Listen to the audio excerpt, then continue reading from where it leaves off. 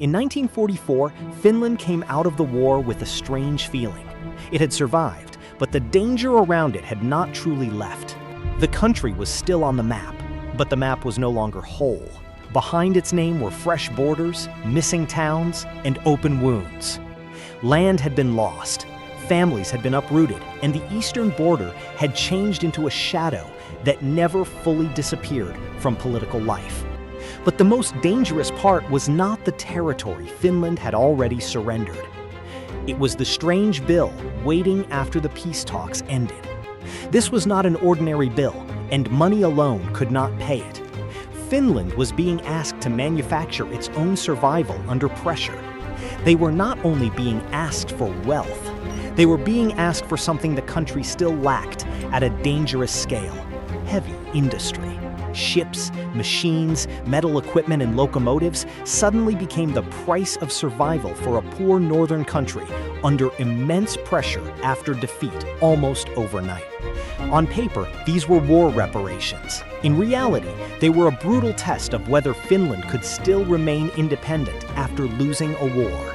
If Finland failed, the cost would not be counted only in dollars, factories, or steel. It could be counted in political freedom itself instead. So how did a small, cold, exhausted country turn this trap into one of the foundations of modern Finland after years of defeat and humiliation?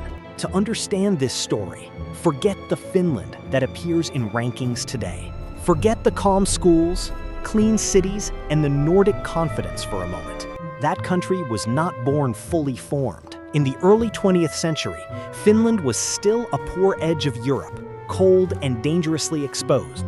It sat far from the biggest markets and far from the rooms where great powers usually decided the fate of smaller nations without asking. Winter was not just a season there. It was a recurring economic limit that returned every year and narrowed what people could build safely. Farming was harder, transport was slower, and a small population meant every shortage could spread through the country with dangerous speed during national crisis. Finland had forests, timber, and endurance. But northern forests alone do not automatically become factories, engines, shipyards, or a modern industrial society by themselves. To move beyond raw materials, the country needed machines, engineers, capital, technical schools, and workers trained for more complicated tasks under real industrial pressure. Before the war, those foundations existed, but not deeply enough. They could not easily absorb the historic shock that was coming next for Finland. This is the part people often miss when they look back from modern Finland. The future success was not waiting there naturally at all. It had to be forced into existence, piece by piece, by pressure that gave the country almost no comfortable escape route left at all. Finland had the will to survive, but willpower could not build locomotives. Pride alone could not replace steel, machine tools, and carefully trained hands. Then history placed a cruel paradox in front of them. To protect independence, Finland had to master what poverty had delayed for generations already. After the war, Finland's border was no longer the border people remembered. A line on the map had quietly become a national wound overnight. Karelia and other territories were cut away as part of peace. For officials, it was geography. For families, it was home itself, suddenly gone. A house is never only timber and stone. It is the path to the well, the family grave, the field, and the church bell. When Karelia was lost, more than 410,000 people had to leave. For a small country, that was not migration. It was an earthquake. Suddenly, Finland had to find land for the landless. It had to find work for people whose old economy had vanished almost overnight completely. It had to find shelter for families carrying keys to houses they might never see again. And it had to do this while exhausted. The danger was not only hunger or homelessness. The deeper danger was that grief could harden into bitterness against the Finnish state itself later. If the displaced felt abandoned, the loss of Karelia would not stay at the border. It would move directly into Finnish politics instead, dangerously. A wounded society can survive poverty for a while, but it cannot survive if people stop believing the country still belongs to them anymore. So before Finland could dream of prosperity, it had to answer a darker question. How do you keep a defeated society from cracking apart? The answer began with resettlement, land, compensation, and the slow work of making displaced families feel like neighbors again, not permanent outsiders anymore inside Finland. It was not romantic, and it was not painless, but it kept a territorial wound from becoming a deeper national fracture later on inside Finland. And while Finland was still trying to hold its people together, the second pressure began to tighten around the entire country, quietly and dangerously. Then came the bill written in steel. The Moscow Armistice of 1944 forced Finland to pay reparations to the Soviet Union after defeat, with no easy escape. The original value was about $300 million American dollars at 1938 prices. For exhausted Finland, that number was already heavy enough to terrify ministers. But the number was not the real trap. The real trap was hidden inside the strange way Finland was ordered to pay inside a damaged country. Moscow did not simply demand cash.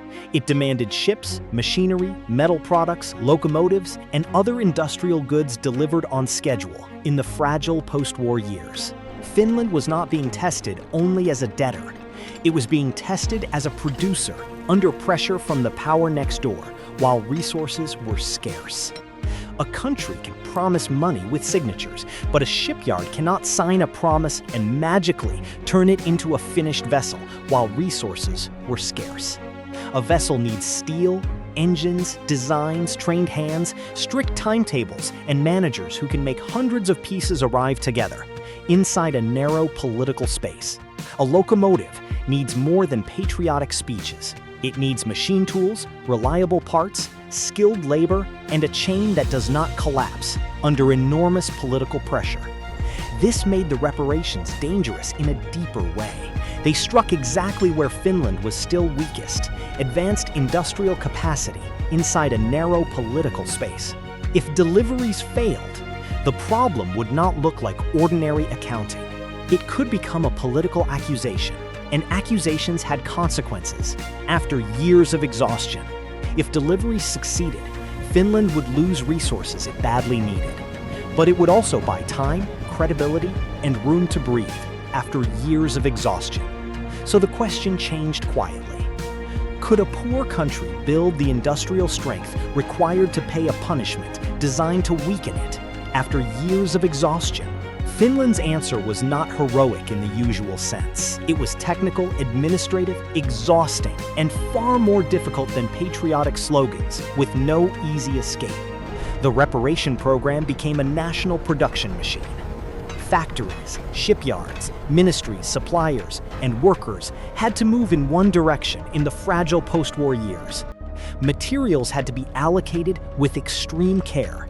Every ton of steel could decide whether a shipment left on time or failed inside a damaged country. Contracts had to be organized, deadlines watched, and industries that once worked separately had to coordinate like parts of one machine, while resources were scarce. This is where the pressure changed shape. The same burden draining Finland also forced the country to learn industrial discipline inside a narrow political space. Every ship sent away hurt because Finland needed those resources at home. But every ship also trained the system that built it, while resources were scarce. Workers learned stricter standards. Engineers faced harder problems.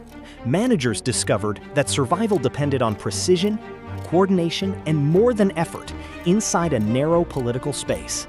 One mistake in one workshop could delay an entire delivery.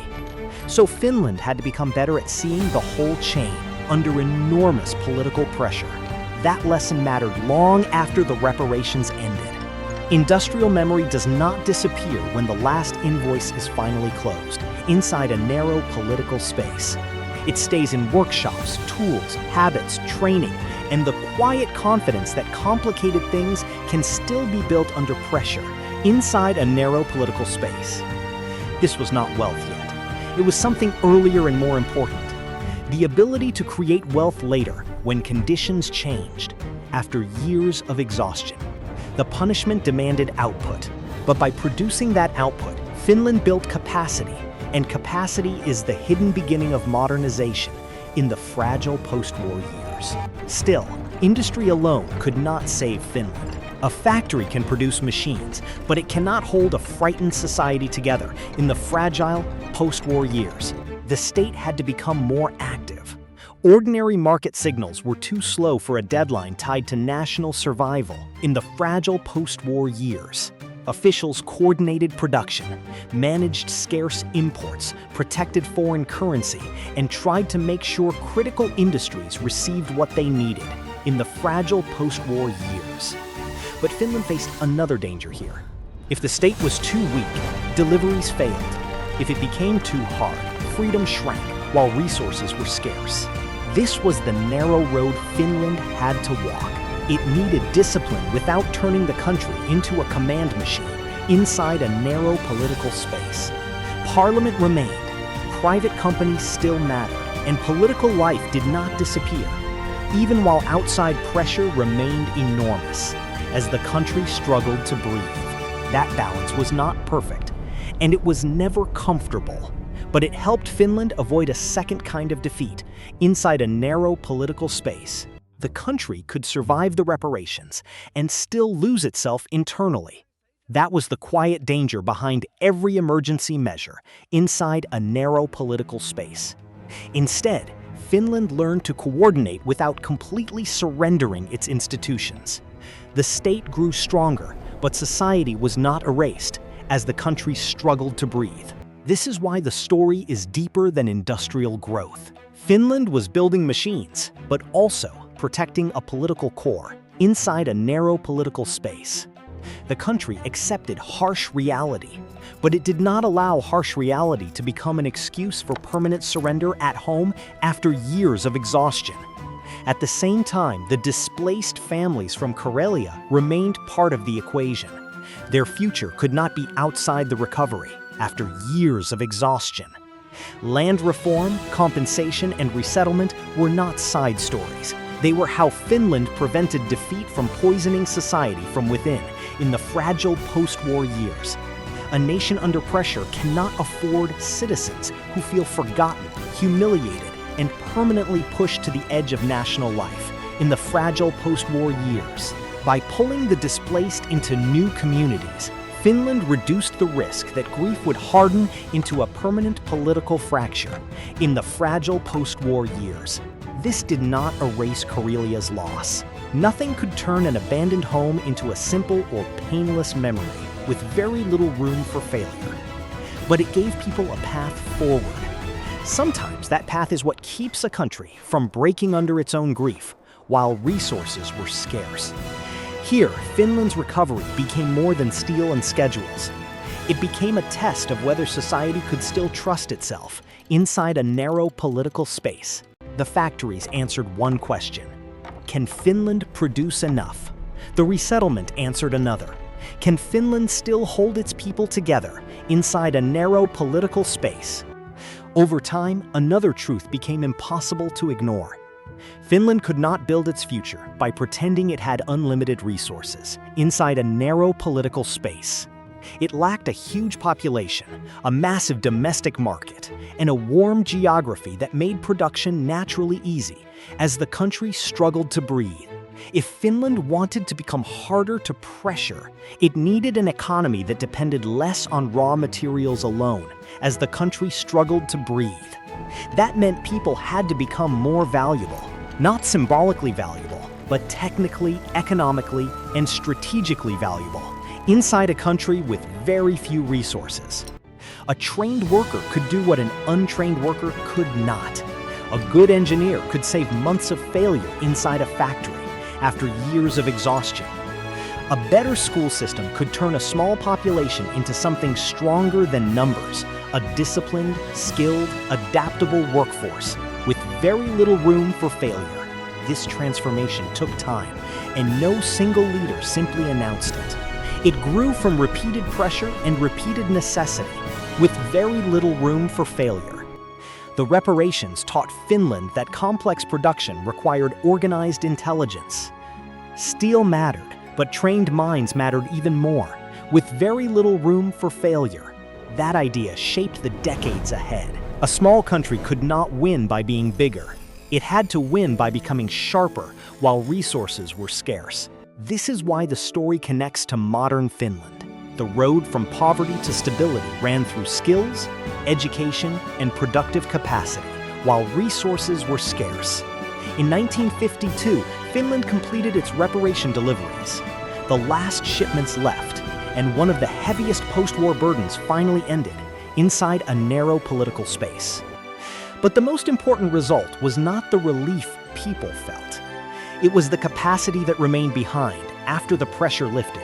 Before recovery could begin, the expanded workshops remained, the trained workers remained.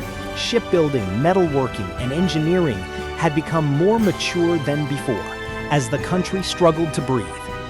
The experience of coordinating under pressure also remained. Finland had learned that weakness could be reduced through organization and skill inside a narrow political space. The country was not suddenly rich, and the scars of war did not vanish with the final delivery during the fragile peace for survival. But Finland was no longer exactly the same country that had first received the bill written in steel during the fragile peace for survival. It had been forced to do what poor countries often postpone. It built capacity before comfort, discipline before abundance, with very little room for failure. Now the answer to the opening question becomes clear, but only if we look beneath the surface, after tracing every pressure back to its source. Finland survived because it turned each pressure into part of rebuilding. Punishment became production, and production became industrial learning, with very little room for failure. The loss of Karelia became a test of social trust. The reparations became a test of technical capacity, with very little room for failure. Dangerous geography forced realism, not fantasy. Poverty forced Finland to treat human skill as a strategic resource, not merely a soft social luxury anymore. None of this made Finland rich overnight, but it created the machinery, habits, and institutions that made later prosperity possible, inside a narrow political space. The hidden answer is not that Finland escaped hardship. The answer is that hardship gave Finland almost no permission to remain weak, while resources were scarce. History did not rescue Finland with kindness. It pushed the country into a corner and demanded something colder: adaptation, as the country struggled to breathe. What began as a burden became a training ground. What began as punishment helped build the muscles of a modern state under enormous political pressure. Sometimes that is the brutal choice history gives small nations: collapse under pressure or become stronger than anyone expected as the country struggled to breathe.